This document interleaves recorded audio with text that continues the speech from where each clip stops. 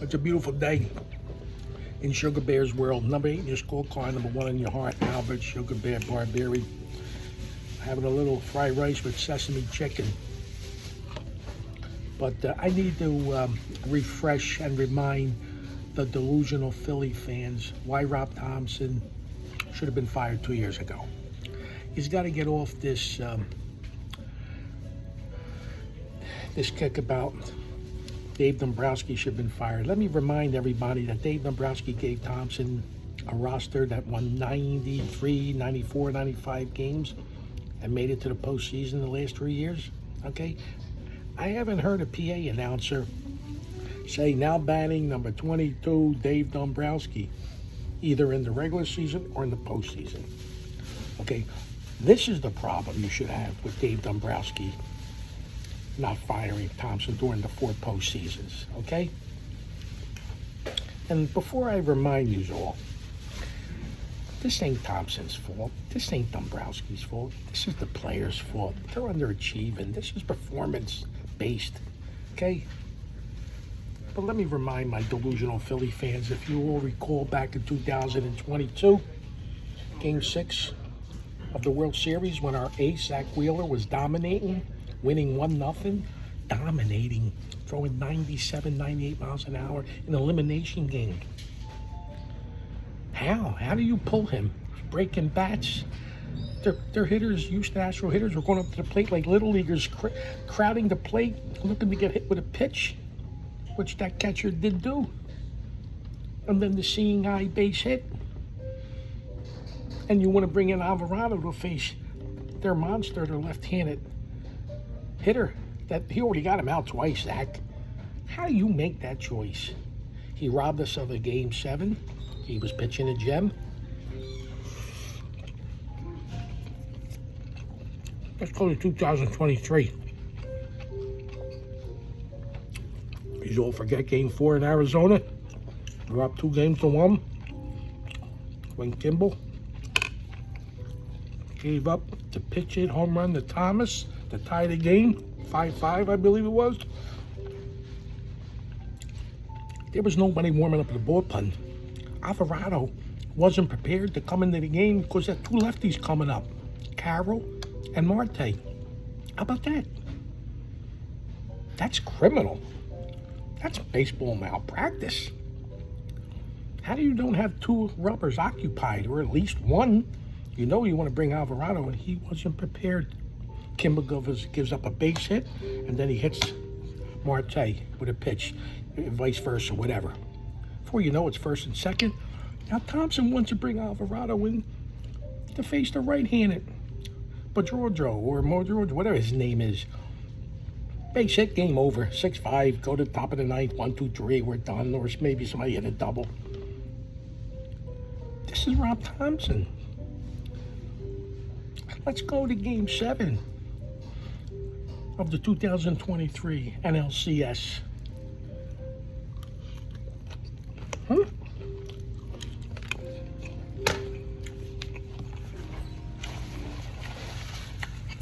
How, when our bats went cold,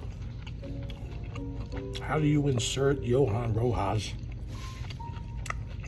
in the starting lineup in Game 7 when you want to give away 2-3 outs? He was, as Tommy Lasorda would say, he couldn't throw it. He couldn't hit water if he fell out of a boat. Then Rojas came up his first at bat. The bags loaded 2 outs. Didn't have the guts to pitch it for him, for Jake Cave. His reasoning was he didn't want to give up a defensive player like Johan in the outfield. Do I have to remind you all that there wasn't a ball hit to center field that whole game? And which Rob have a crystal ball?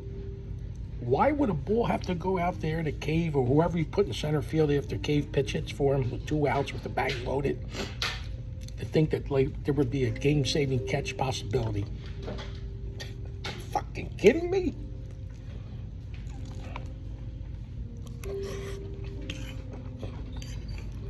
Nah, wait a minute. We've got more.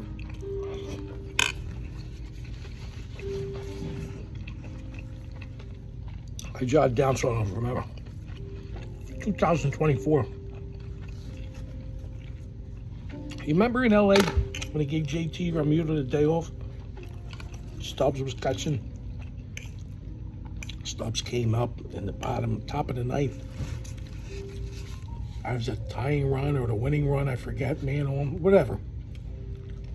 He chose not to pinch hit JT for Stubbs.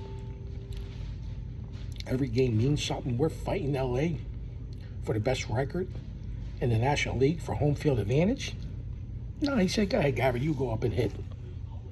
What the fuck, are we kidding here? Then, game one of a best of 5 against the Mets.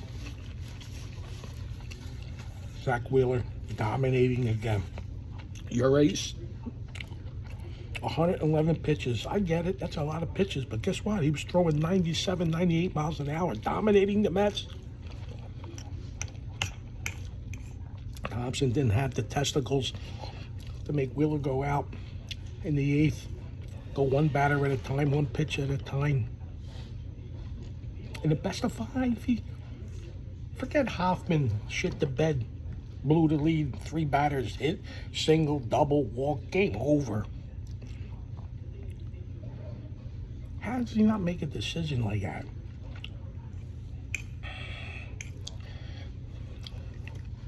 $2025, do I have to remind you? Do I have to remind you about second and third? No outs on top of the night. Let's start up. He wants to give away an out. Listen, Rob Thompson is a hack.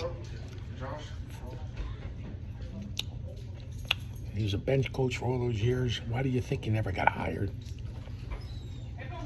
Trust me, folks. You could have. I can name you 10 other Phillies managers to have these last 3 rosters who would have won just as many games as Thompson's or more. Okay, with that bullshit. Winningest Phillies manager in the history of the organization. Please. What do you think Dallas Green or Jim Fregosi would have done with them? Charlie Manuel would have done with them rosters. The same thing. And win a few more. Because you know Rob is always good for losing 3-4 games a season on his own. Oh. That guy's a bum. Let's see what Donnie Boy can do. See you later.